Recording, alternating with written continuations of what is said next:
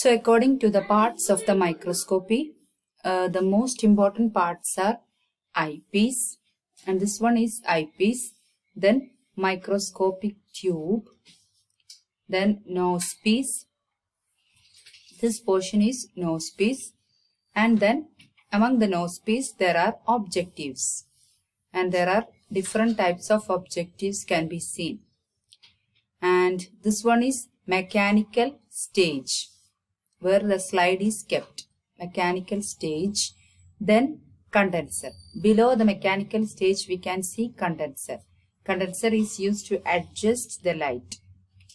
Then this is the coarse adjustment knob, this big one, and this small one is the fine focusing knob. And at bottom we can see the light source, and this one is stand. So these are the main parts of a microscope, and this one is the arm. So we are holding the microscope by we are taking this microscope by holding on the arm portion. This portion we should take by holding that area. Do not touch other areas of the microscope. Only we should hold the microscope within the arm area. So first of all about eyepiece. So according to the eyepiece, this one is eyepiece. The specimen can be viewed through eyepiece. So we can view the specimens through eyepiece. It has a lens, and this eyepiece also possesses a lens, and it magnifies. Magnify എന്ന് പറഞ്ഞാൽ enlarge ചെയ്യുന്നത്. Magnification ഒക്കെ നമ്മൾ next classൽ discuss ചെയ്യും. So it has a lens which magnifies the image formed by the objective. അപ്പോൾ objective form ചെയ്ത ഇമേജിനെ ഇരട്ടിയാക്കി magnify ചെയ്ത് കാണിക്കുന്നത് eyepiece ആണ്. So we can view this eyepiece. The magnifying power of eyepiece. അപ്പോൾ ഓരോ ലെൻസിനും അതിനൊരു magnification power ഉണ്ട്. So the eyepiece also possesses a magnifying power, and it is in the range of 5x to 20x. അപ്പോൾ 5x തൊട്ട് 20x വരെയാണ് അതിന്റെ range വരുന്നത്. അതിന്റെ ഇടയിലായിരിക്കും 5 to 20. A movable pointer may be attached to the inside of eyepiece. അപ്പോൾ ഈ ഐപീസിന്റെ അകത്ത് നമുക്ക് കാണാൻ പറ്റത്തില്ല. A movable pointer is there in order which is attached to the inside of this eyepiece. In binocular microscopes, അപ്പോൾ simple മൈക്രോസ്കോപ്സിലാണെങ്കിൽ അതായത് മോണോക്കുലറിലാണെങ്കിൽ ഒറ്റ ഐപീസേ കാണത്തുള്ളൂ. In binocular microscopes, 2 eyepieces can be moved closer or farther. അപ്പോൾ ഒന്നുകിൽ 2 മൈക്രോസ്കോപ്പ് ഒരുമിച്ച് move ചെയ്യാം, അല്ലെങ്കിൽ farther apart to adjust for the distance between the eyes. Eyesന്റെ ഡിസ്റ്റൻസ് അനുസരിച്ച് അഡ്ജസ്റ്റ് ചെയ്യാം by pulling or pushing the motion or by moving a knurled ring. അപ്പോൾ നമുക്ക് ഇതിന്റെ അഡ്ജസ്റ്റ് ചെയ്യാം. ഈ 2 ഐപീസിന്റെ ഡിസ്റ്റൻസ് നമുക്ക് നമ്മുടെ ലെൻസ് നമ്മുടെ ഇതിനനുസരിച്ച് ഇതിന് പ്രയോറിറ്റിക്ക് അനുസരിച്ച് അഡ്ജസ്റ്റ് ചെയ്യാം. എങ്ങനെയാണ് നമ്മൾ ഫോക്കസ് ചെയ്യുന്നത്, നമുക്ക് എങ്ങനെയാണ് ക്ലിയർ ആവുന്നത്, അതിനനുസരിച്ച് അഡ്ജസ്റ്റ് ചെയ്യാം. Next is about microscopic tube. Microscopic tube എന്ന് പറയുന്നത് ഈ ഐപീസ് അറ്റാച്ച് ചെയ്തിരിക്കുന്നത് this is the microscopic tube portion, and this is attached on the top of the arm. It can be of monocular or binocular. അതായത് monocular അല്ലെങ്കിൽ binocular. Monocular എന്ന് പറയുമ്പോൾ ഒരു eyepiece, binocular 2 eyepiece. So it support the eyepiece on the upper end. അപ്പോൾ അതിന്റെ function എന്താണ്? ഐപീസിനെ support ചെയ്യുക. അതിന്റെ മോസ്റ്റ് അപ്പർ എൻഡിലാണ് ഐപീസ് അറ്റാച്ച് ചെയ്തിട്ടുള്ളത്. So it supports eyepiece. Next is mechanical tube length. അപ്പൊ ഈ മെക്കാനിക്കൽ ട്യൂബ് ലെങ്ത് എന്ന് പറയുന്നത് it is the distance between the place where the objective is inserted and the top of the draw tube into which eyepiece fits. അപ്പോൾ ഈ ഐപീസും ഒബ്ജക്റ്റീവും തമ്മിലുള്ള distance, അതിനാണ് എന്ത്? Mechanical tube length. അതായത് distance between the place where objective is inserted and the top of the draw tube into which eyepiece fit. അപ്പൊ ഐപീസും താഴെ വരുന്ന ഒബ്ജക്റ്റീവും തമ്മിലൊരു ഡിസ്റ്റൻസ് ഉണ്ട്. അതിനെ നമ്മൾ മെക്കാനിക്കൽ ട്യൂബ് ലെങ്ത് ആയിട്ടാണ് കണക്കാക്കുന്നത്.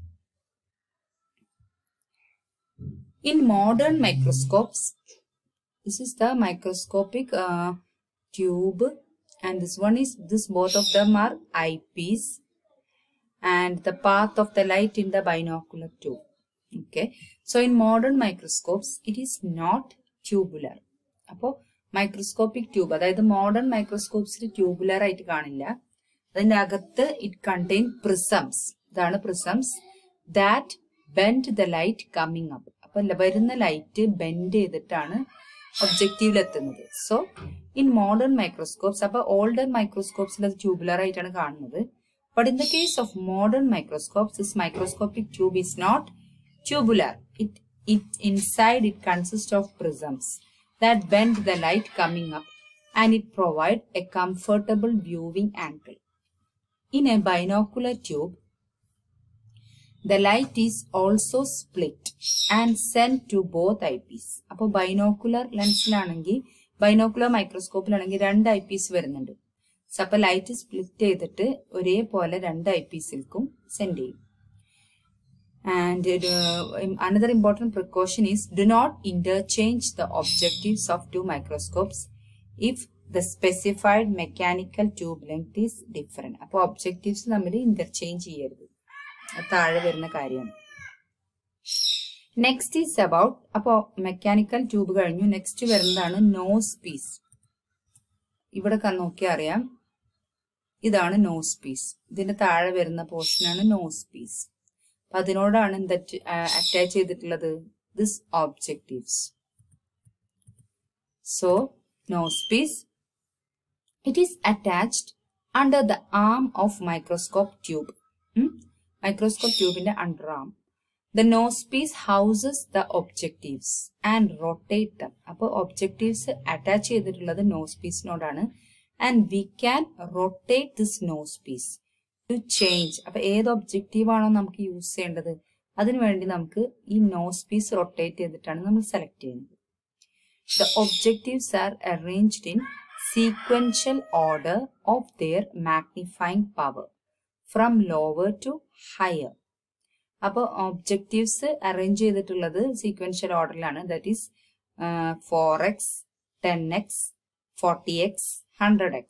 അങ്ങനെയാണ് ഒബ്ജക്റ്റീവ്സ് അറേഞ്ച് ചെയ്തിട്ടുള്ളത് according to their magnifying power from lower to higher. അപ്പൊ ഇത് അറേഞ്ച് ചെയ്തിരിക്കുന്നത് എവിടെയാണ്, nose piece. And this helps to prevent the immersion oil from getting on to the intermediate objectives. Okay, അപ്പൊ ഒരു പ്രത്യേക രീതിയിലാണ് അറേഞ്ച് ചെയ്തിട്ടുള്ളത്. അതുകൊണ്ട് നമ്മൾ ഓയിൽ ഒഴിച്ചു കഴിയുമ്പോൾ, ഓയിൽ എന്തിനാ ഒഴിക്കുന്നത് ചിലർക്ക് ഡീറ്റെയിൽ ആയിട്ട് പറയും. സ്ലൈഡിൽ ഓയിൽ ഒഴിക്കുമ്പോൾ ബാക്കിയുള്ള ഒബ്ജക്റ്റീവ്സിലൊന്നും ആവാതെ, അതിലൊന്നും ആവാതെ നമുക്ക് വെറും ഓയിൽ ഇമേർഷൻ ഒബ്ജക്റ്റീവിൽ മാത്രമേ അത് ടച്ച് ചെയ്യുള്ളൂ. അപ്പൊ അതിനുള്ള പ്രൊവിഷനിലാണ് ഈ ഒബ്ജക്റ്റീവ്സ് നോസ് പീസിൽ അറേഞ്ച് ചെയ്തിട്ടുള്ളത്. Now next about objectives. അപ്പോ ഇപ്പൊ കുറച്ച് നേരത്തെ പറഞ്ഞു നോസ് പീസിലാണ് ഒബ്ജക്റ്റീവ്സ് നമ്മൾ അറ്റാച്ച് ചെയ്തിട്ടുള്ളത്. അപ്പോൾ ഇമേജ് ഓഫ് ദ സ്പെസിമെൻ. അപ്പോൾ ഒരു സ്പെസിമെൻ നമ്മൾ മെക്കാനിക്കൽ സ്റ്റേജിൽ വെച്ച് കഴിഞ്ഞാൽ അതിന്റെ ഇമേജ് ഫസ്റ്റ് പാസ് ചെയ്യുന്നത് ഒബ്ജക്റ്റീവ്സിലൂടെയാണ്. അപ്പൊ ഒബ്ജക്റ്റീവ്സ് ഡിഫറെന്റ് മാഗ്നിഫൈങ് പവേഴ്സ് ഉള്ള ഒബ്ജക്റ്റീവ്സ്. ഒറ്റ ഒബ്ജക്റ്റീവ് ആണോ കാണുന്നത്? അല്ല. Nose piece consist of different types of objectives. ഓരോന്നിനും ഓരോ മാഗ്നിഫൈങ് പവർ ആണ്. ദാറ്റ് ഈസ് അതായത് എൻലാർജ് ചെയ്ത് കാണുന്ന. So the magnifying powers of objectives with magnifying power 4x, 10x, 40x and 100x. These are commonly used objectives. അപ്പോൾ സാധാരണയായിട്ട് use ചെയ്യുന്ന objectives ഇത്രയാണ്: 4x, 10x, 40x and 100x. അപ്പൊ ഈ മാഗ്നിഫൈങ് പവർ അപ്പൊ ഓരോന്നിന്റെ മാഗ്നിഫൈങ് പവർ ഓരോ ഒബ്ജക്റ്റീവ് ലെൻസിൽ മാർക്ക് ചെയ്തിട്ടുണ്ട്. And it is usually colour coded. Colour code ചെയ്തിട്ടുണ്ട്. ചിലത് ബ്ലൂ കളറിലായിരിക്കും, ചിലത് റെഡ് കളറിലായിരിക്കും. അത് നമ്മൾ ഒറിജിനൽ ആയിട്ട് മൈക്രോസ്കോപ്പ് നമ്മൾ കോളേജിലുള്ളത് വെച്ചിട്ട് എക്സ്പ്ലെയിൻ ചെയ്ത് ഒന്നുകൂടി ക്ലിയർ ആവും. അപ്പോൾ തൽക്കാലം നമുക്ക് ഇങ്ങനെ പഠിക്കാം. ഓരോ ഒബ്ജക്റ്റീവിനും ഓരോ കളർ കോഡ് ഉണ്ട്. 4xന് പ്രത്യേക കളർ ഉണ്ട്, 10xന് വേറെ കളർ, 40x എഴുതിയിട്ടും ഉണ്ടാവും, കളർ കോഡും ഉണ്ടാവും. So it can B for the easy identification. അപ്പൊ 100x ഒബ്ജക്റ്റീവ് ആണ് എന്തിന് യൂസ് ചെയ്യുന്നത്? ഓയിൽ ഇമേഷൻ. അതാണ് നേരത്തെ പറഞ്ഞ ഓയിൽ ഇമേഷൻ. വേറെ ഉള്ളതൊന്നും 4x, 10x, 40x ഇതൊന്നും ഓയിൽ ഇമേഷൻ ഒബ്ജക്റ്റീവ്സ് അല്ല. അത് നമ്മൾ ജസ്റ്റ് പ്ലെയിൻ ആയിട്ട് സ്ലൈഡ് ഫോക്കസ് ചെയ്യുന്നു. But 100x objective it can be used for oil immersion എന്ന് വെച്ചാൽ നമുക്ക് സ്ലൈഡിൽ ഒരു ഡ്രോപ്പ് ഓയിൽ ഒഴിച്ചിട്ട് ഈ 100x ഒബ്ജക്റ്റീവ് ആ സ്ലൈഡും ഓയിലും ടച്ച് ചെയ്യുന്ന രീതിയിൽ വെച്ചിട്ട് നമുക്ക് ഫോക്കസ് ചെയ്ത് ഇമേജ് ഒബ്സർവ് ചെയ്യാം. അപ്പൊ അതിന് പറ്റിയ ഒബ്ജക്റ്റീവ് ആണ് 100x. So the oil ഇമേഷൻ objective is only 100x. അപ്പൊ നെക്സ്റ്റ് ഇമ്പോർട്ടന്റ് ടേം ആണ്, ഇമ്പോർട്ടന്റ് വേരിയബിൾസ് നമ്മൾ പഠിക്കുന്നുണ്ട്. അതിൽ ഒരെണ്ണം മാഗ്നിഫിക്കേഷൻ ആണ്, പിന്നെ വരുന്നത് ന്യൂമറിക്കൽ അപ്പേർച്ചർ ആണ്. അപ്പൊ ജസ്റ്റ് ഇതിലൊന്ന് മെൻഷൻ ചെയ്യാം. Numerical aperture short form NA. It is the measure, ഒരു മെഷർ ആണ് എന്തിന്റെ, light gathering power of the lens. അതായത് ഓരോ ലെൻസിന്റെ എത്രത്തോളം അതിന് ലൈറ്റ് ഗ്യാദർ ചെയ്യാൻ പറ്റുന്ന ആ ഒരു പവറിനാണ് എന്ത് പറയാ, ന്യൂമറിക്കൽ അപ്പേർച്ചർ. അപ്പൊ ഓരോ ഒബ്ജക്റ്റീവ്സിനും ഡിഫറെന്റ് ന്യൂമറിക്കൽ അപ്പേർച്ചർ. ഇപ്പോൾ 4x ഡിഫറെന്റ് ഗ്യാദറിംഗ് പവർ ആണ്, 40x അതിന്റെ ലൈറ്റ് ഗ്യാദറിംഗ് പവർ ഡിഫറെന്റ് ആണ്. അങ്ങനെ so the numerical aperture corresponding to various magnifying power of objectives അത് അവിടെ കൊടുത്തിട്ടുണ്ട്. 10x ന്യൂമറിക്കൽ അപ്പേർച്ചർ 0.25 ആണ്. 40x ലൈറ്റ് ഗ്യാദറിംഗ് പവർ എന്ന് പറയുന്നത് 0.65 ആണ്. 100x 1.25. അപ്പൊ ഏറ്റവും കൂടുതൽ ലൈറ്റ് ഗ്യാദറിംഗ് പവർ ആർക്കാണ്, 100x. So a high numerical aperture indicates high resolving power. Resolving power അതും നമ്മൾ വേരിയബിൾസ് ഡീറ്റെയിൽ ആയിട്ട് ഡിസ്കസ് ചെയ്യും. റിസോൾവിംഗ് പവർ എന്ന് പറയുന്നത് ഞാൻ ഷോർട്ടായിട്ട് പറയാം, എബിലിറ്റി ടു യൂസ്, അതായത് ക്ലോസ് കോണ്ടാക്ട് ഉള്ള ഇമേജിനെ രണ്ട് സെപ്പറേറ്റ് ഇമേജ് ആയിട്ട് കാണാൻ കഴിയുക, അതാണ് അതിന്റെ റിസോൾവിംഗ് പവർ. പെട്ടെന്ന് നോക്കിക്കഴിഞ്ഞാൽ രണ്ടും ക്ലോസ് ആയിട്ടാണ് ഇരിക്കുന്നത്. പക്ഷെ microscopic വ്യൂയിലൂടെ നോക്കിക്കഴിയുമ്പോൾ we can see a small difference between both two objects. അതിനെയാണ് എന്ത് പറയാ, അതിന്റെ റിസോൾവിംഗ് പവർ. അപ്പൊ high numerical aperture indicates high resolving power and useful magnification. So അപ്പൊ ഈ ന്യൂമറിക്കൽ അപ്പേർച്ചർ കൊണ്ട് it may provide best image at high magnification. അപ്പൊ 100x ആണ് ഇവിടെ ഹൈ ന്യൂമറിക്കൽ അപ്പേർച്ചർ വരുന്നത്. അപ്പൊ അതിന് നല്ല ബെസ്റ്റ് ഇമേജ് പ്രൊഡ്യൂസ് ചെയ്യുന്നത് ഹൈ ന്യൂമറിക്കൽ അപ്പേർച്ചർ ഉണ്ടാവുമ്പോൾ ഹൈ മാഗ്നിഫിക്കേഷൻ ആണ്. ഹൈ മാഗ്നിഫൈങ് ഉള്ള ലെൻസ് ആണ് ഹൈ ന്യൂമറിക്കൽ അപ്പേർച്ചർ. അപ്പോൾ ബെസ്റ്റ് ഇമേജ് നമുക്ക് കിട്ടും. Immersion oil is placed in between the slide and oil immersion objective. അപ്പൊ നമ്മള് ഓയിൽ ഇമേർഷൻ ഒബ്ജക്റ്റീവ് ആണ് 100x എന്ന് പറഞ്ഞു. അപ്പൊ എന്തുകൊണ്ട് അങ്ങനെ പറയാൻ കാരണം, we are applying oil on the slide in bit. അപ്പൊ എവിടെയാണ് നമ്മൾ ഓയിൽ ഒഴിക്കുന്നത്, സ്ലൈഡിന്റെ മുകളിൽ. എന്നിട്ട് ഈ 100x ഒബ്ജക്റ്റീവ് അതുമായി ടച്ച് ചെയ്യണം. So immersion oil is placed between the slide and this oil immersion objective. Unlike air പോലെയല്ല ഇമേർഷൻ ഓയിലിന് the has same refractive index as that of glass. ഗ്ലാസിനുള്ള അതേ റിഫ്രാക്റ്റീവ് ഇൻഡെക്സ് തന്നെയാണ് എന്തിനു വരുന്നത്, ഓയിലിന് വരുന്നത്. So it improves the quality of image. Refractive index അതും വേറൊരു ഇമ്പോർട്ടന്റ് ടേം ആണ്, അതും നമ്മൾ ഡിസ്കസ് ചെയ്യും. അതായത് ലൈറ്റിന് എന്താ പറയാ, സ്പ്ലിറ്റ് ചെയ്യാനുള്ള കഴിവുണ്ട് ഏതെങ്കിലും ഒരു പ്രതലത്തിലൂടെ പോകുമ്പോൾ. അപ്പൊ എയറിലൂടെ പോകുമ്പോൾ ഒരുപാട് സ്പ്ലിറ്റ് ചെയ്ത് സ്കാറ്റർ ചെയ്ത് പോകും. അപ്പൊ കറക്റ്റ് ആയിട്ട് എല്ലാ ലൈറ്റും ഇമേജിൽ വന്ന് വീഴില്ല. പക്ഷെ ഓയിൽ ഒഴിച്ചു കഴിയുമ്പോൾ സ്കാറ്ററിങ് കുറവാണ്. അപ്പൊ അതുകൊണ്ട് ലൈറ്റ് കംപ്ലീറ്റ് ആയിട്ട് ആ ഇമേജിൽ വന്ന് വീഴും. അതുകൊണ്ടാണ് ബെറ്റർ ക്ലിയർ ക്വാളിറ്റി ഇമേജ് കിട്ടുന്നത്. So unlike air, immersion oil has same refractive index as glass, so it improves the quality of the image. If the immersion oil is not used, what happens?